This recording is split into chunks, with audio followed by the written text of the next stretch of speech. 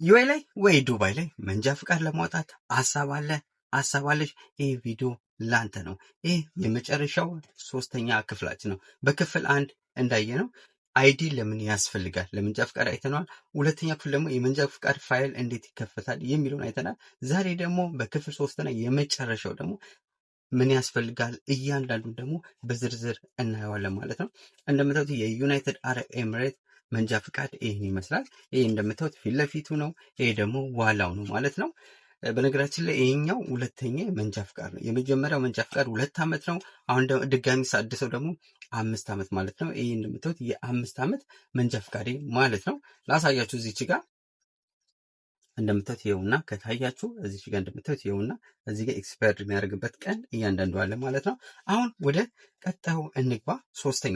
ሶስተኛው ደግሞ መንጃ ፍቃድ ለመፈተን ወይ ለመክፈት በመጀመሪያ ደረጃ የአይን ምርመራ ያስፈልገናል። የአይን ምርመራ በነገራችን ላይ እንደ ኢትዮጵያ ተመሳሳይ ነው። ኢትዮጵያ ካያችሁ ስፔሊንጎች ናቸው። ትንሽ ትልቅ አለ፣ እንደዛ ነው። እንደዚህ አይናችሁ ጨፍናላችሁ፣ ግራ ቀኝ፣ እንደዛ ነው። በቃ እንደ ኢትዮጵያ ነው፣ ተመሳሳይ ነው። ብዙ ልዩነት የለውም ማለት ነው። ይሄን ለመንጃ ፍቃድ ቀጣዩ ደግሞ አፕላይ ካደረጋችሁ በኋላ ትምህርት ቤቱ ላይ አፕላይ ካደረጋችሁ በኋላ ምን ያደርጋችኋል? ቲቶሪያል ክላስ አለው። ክላሱን ከወሰዳችሁ በኋላ ኤግዛም ቴስት አለው ማለት ነው። ያን ታልፋላችሁ ማለት ነው። ያ ግዴታ ነው ማለፍ። ቲቶሪያል ክላስ አለ። እሱን ካለፋችሁ በኋላ ወደ ኤግዛም ነው። እኔ በፊት ላይ ሳወጣ የዛሬ 4 ዓመት አካባቢ ላይ ለ1 ሰዓት ያህል ኮምፒውተር እንትን አለው የሚያሰለጥናቸው ኦንላይን ላይ ያለ አፕሊኬሽን አለ። እዛ አፕሊኬሽን ላይ ኮድ ይሰጣችኋል። ያን ኮድ ለ1 ሰዓት ይሰለጥናላችሁ፣ ታነባላችሁ። ከዛን ፈተናው ማለፍ ይችላላችሁ። በብዛት ግን ዩኤ ላይ ቀላሉ ነገር ምንድነው? የስዕል ፈተና ነው። የስዕል ፈተና ስለሆነ ሁሉም ሰው ካነበበው ደብተሩን ማለፍ ትችላላችሁ። እጅግ በጣም በቀላል መንገድ ማለፍ የምችሉ ነው። የእንትኖችን አስቀምጥላችኋለሁ። የዱባይ፣ የአቡዳቢ፣ የሻርጂያን ቴስቶቹን እና ደግሞ መጽሐፎቹን በፒዲኤፍ ላይ ኢትዮ ኤምራ ቴሌግራም ቻናል ላይ አስቀምጥላችኋለሁ። ኢትዮ ኤምራ ቴሌግራም ቻናል ላይ ስለ መንጃ ፍቃድ ፈተና እና ደግሞ መጽሐፉን አስቀምጥላችኋለሁ። ሁለቱንም ታገኙታላችሁ ደግሞ ካስከፈ ማለት ነው። እሱን ካለፋችሁ በኋላ ቀጣይ ወደ ትሄዳላችሁ መሰላችሁ? ፓርኪንግ ነው። ፓርኪንግ ላይ ትሰለጥናላችሁ። አሁን እንደየትምህርት ቤቱ ነው። አሁን የትምህርት ቤቱ ይወስነዋል። ለምሳሌ አሁን ፓርኪንግ ቴስት ትሬኒንግ ለምሳሌ 15ም 20 ክላስም የሚሆንበት ጊዜ አለ። ግን በዚሁ አንድ ነገር የምነግራችሁ ነገር የኢትዮጵያ መንጃ ፈቃድ ካላችሁ ሰዓቱ እየቀነሰላችሁ ይሄዳል ማለት ነው። ካሳያችሁ በነገራችን ላይ ይህን ቪዲዮ የምታዩ ሰዎች ወደ ዩኤ ከመምጣታችሁ በፊት ኢትዮጵያ ላይ መንጃ ፈቃድ ካላችሁ የኢትዮጵያ መንጃ ፈቃድ ኢንተርናሽናል አድርጋችሁ ኑት። ኢንተርናሽናል አድርጋችሁ ስትመጡ ሰዓት ይቀነሳል። ለምሳሌ 45 ክላስ ከሆነ ወደ 30 ክላስ ልታደርጉ ትችላላችሁ። 15 ክላስ ይቀንስላችሁ። 15 ክላስ ማለት ወደ 1500 ብር ነው የሚቀንስላችሁ። እና የኢትዮጵያ መንጃ ፈቃድ ዩናይትድ አረብ ኤምሬት የሚጠቅመው ለእንትን ነው፣ ሰዓት ሊቀንስላችሁ እንጂ ለሌላ ነገር አይደለም። ጎልደን ቻንስ ምናምን ይላሉ ብዙ ሰዎች። ጎልደን ቻንስ ብዙ ጊዜ አይመጣም፣ አንዳንዴ ነው። እኔ በዚሁ የምመክራችሁ ነገር ጎልደን ቻንስ በፍጹም እንዳትሞክሩ። በኢትዮጵያ መንጃ ፍቃድ ጎልደን ቻንስ ማንም ኢትዮጵያዊ እንትን እንዳትሞክር። ምክንያቱም በጎልደን ቻንስ ካለፍ ነገ መንጃ ፍቃድ ይዘህ ሜን ሮድ ላይ ወጥተህ ቅጣት በቅጣት ነው የምትሆነው። ብላክ ፖይንት በቃ ይጠርግሃል። እዚህ ሀገር መሰለ መንጃ ፍቃዱን በምንም አገኘው የሆነች ስህተት ህጉን ካላወቅ በቃ ቅጣቱ። እኔ ከዚህ በፊት ቀይ ሲግናል በቃ ስህተት አረንጓዴ ሆነ፣ ከዛ ቢጫ ብልሽ ድርግም ሲልበኝ ሳልፍ 4000 ድርሃም እና 12 ብላክ ፖይንት ነው የሰጠኝ። ብሩን ከፈልኩት፣ ግን ብላክ ፖይንቱን ለማጥፋት 12 ብላክ ፖይንቱን ለማጥፋት አመት ነው የጠበቅኩት፣ አመት እና ስለሆነ ጎልደን ቻንስ በፍጹም ዩኤ ላይ እንዳትሞክር። እያንዳንዳችሁ ኢትዮጵያዎችን ሪኮመንድ ማድረጋችሁ በጎልደን ቻንስ እንዳትሞክሩ። ሰው ጎልደን ቻንስ ሞክሩ ምናምን ይላችኋል፣ ግን በኋላ ብዙ ስቃይ የምትገቡት እናንተ ናችሁ። እኔ ጎልደን ቻንስ ላይ ሞክሩት ዩኤ ላይ ይላችኋል፣ ግን የምትሰቃዩ አንተ ነህ ወይ አንቺ ነሽ። ስለሆነ የምልህ ህግ ማወቅ ግዴታ ነው። የዩኤ በጣም ከባድ ነው፣ በጣም ከምላችሁ በላይ። ለመኖር አሪፍ ሀገር ነው፣ ግን ህጉ እዚህ ሀገር ከባድ ነው። ለማንኛውም ወደ ዋናው ስገባ ፓርኪንግ ቴስት ላይ ትሬኒንግ ትወስዳላችሁ። ከሰለጠናችሁ በኋላ ቴስት ትገባላችሁ። ቴስት ካለፋችሁ በኋላ ወደ ሮድ ነው የምገቡት። ወደ ሮድ ላይ ደግሞ የኢትዮጵያ መንጃ ፍቃድ ካላችሁ እየቀነሰላችሁ ይሄዳል። ጎበዝ ከሆናችሁ ቶሎ ታልፋላችሁ። ቶሎ የሮድን በጣም በቃ የሚላችሁን አስተማሪ ከተከተላችሁ ሮድን ታልፋላችሁ። ሮድ ደግሞ የመጨረሻ ነው።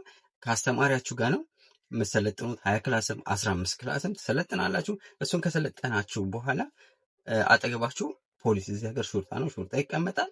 ሹርጣ ይቀመጥና ካለፋችሁ ሳይን ይህን መንጃ ፍቃድ ማግኘት ትችላላችሁ ማለት ነው። ይኸኛው ሮድ ከጨረሳችሁ በኋላ ፋይናል ሮድ ቴስት ነው የመጨረሻው። እሱን ትጨርሳላችሁ። እሱን ካለፋችሁ የዩናይትድ አረብ ኤምሬት መንጃ ፍቃድ ታገኛላችሁ። ይህ መንጃ ፍቃድ ማለት እንደ ዩኒቨርሲቲ ነው። አንድ ፕሮፌሽናል ነው። በቃ ፕሮፌሽናል። በነገራችን ላይ ይሄ መንጃ ፍቃድ ካለ አይዲኤ ከኋላ አይዲኤ ላይ ይሄኛው ድራይቨር ተብሎ የሚጻፍ ይሄ ነው። ይሄኛው በአሁኑ ሰዓት ዩኤ ላይ እንዲጻፍላችሁ ከኋላ ፕሮፌሽናላችሁ የእናንተ የሆነ ወረቀት ይዛችሁ መምጣት አለባችሁ። ያን ወረቀት ይዛችሁ ከመጣችሁ በቃ ፕሮፌሽናል ነው እና ዩኤም ፕሮፌሽናል ነው። ከ98 አገር በላይ ይመስለኛል መንዳት ትችላላችሁ። በዚህ 98 ሀገር ማለት ቀላል እንዳይመስላችሁ እና 98 ሀገሮችን መንዳት ትችላላችሁ እና ካለፋችሁ በኋላ ሮድን በቃ ይሄን ታገኛላችሁ ማለት ነው። ሌላ ምንም የቀረኝ የለም ብዬ አስባለሁ። ዩኤ ላይ መንጃ ፍቃድ ለማውጣት ይሄን ይመስላል።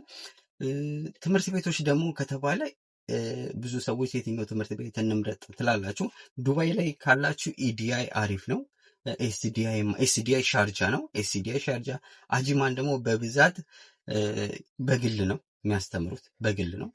የአጂማን ምንም አይልም፣ ለአማራጭ በቃ ግዴታ ስለሆነ አጂማን የመኖሪያ ፍቃድ ካላችሁ አጂማን ላይ በግልም ብትማሩ አሪፍ ነው።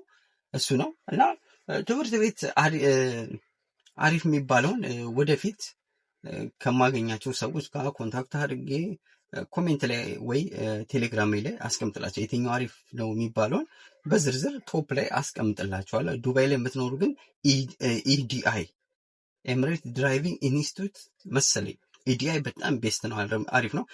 ከዓለማችን 3ኛው ኢዲአይ ነው እና ይህን ይመስላል ማለት ነው። ዩኤ ላይ መንጃ ፍቃድ ለማውጣት ይህን ይመስላል ሁላችሁም።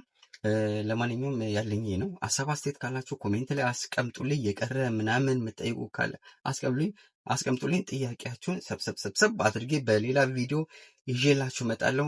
በዚሁ ኢትዮ ኤምራ ዩቲዩብ ቻናልን ላይክ፣ ሼር፣ ሰብስክራይብ ማድረጋችሁን እንዳረሱ።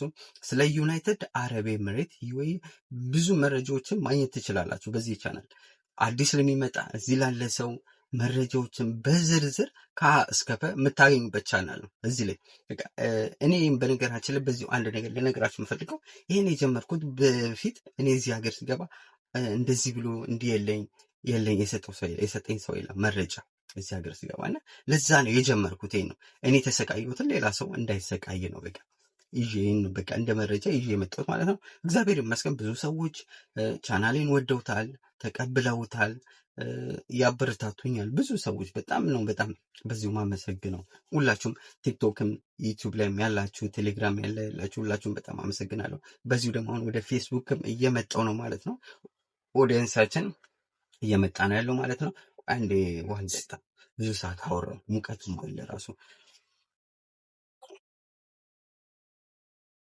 በጣም ሙቀት ነው። ኤሲ ብከፍት ድምፅ ስላለው እንዳይረብሻቸው ብዬ ነው። አሁን ያለሁት መኪና ላይ ነው ይህን ቪዲዮ የምሰራው። ዛሬ ቀኑ ምን መሰላችሁ? የ14/07/2026 ላይ ይህን ቪዲዮ የምሰራው ስቱዲዮ የለኝም። እኔ ብዙ ጊዜ የምሰራው መኪና ላይ ነው፣ መረጃዎች የምሰጠው ማለት ነው። ይህን ይመስላል ያለኝ ነገር። ሀሳብ አስተያየታችሁን ኮሜንት ላይ አስቀምጡልኝ። ሰብስክራይብ አድርጉ። ሰብስክራይብ ስታደርጉ እኔን ሰፖርት አድርጉኛላችሁ። የደውላ ምልክት ኦል ብታደርጉ ደግሞ ስለ ዩኤኢ መረጃው ስለቅ ወዲያውኑ ኖቲፊኬሽን ይደርሳችኋል። በቀጣይ ምን አይነት ቪዲዮ ትስራላችሁ? ኮሜንት ላይ አስቀምጡልኝ።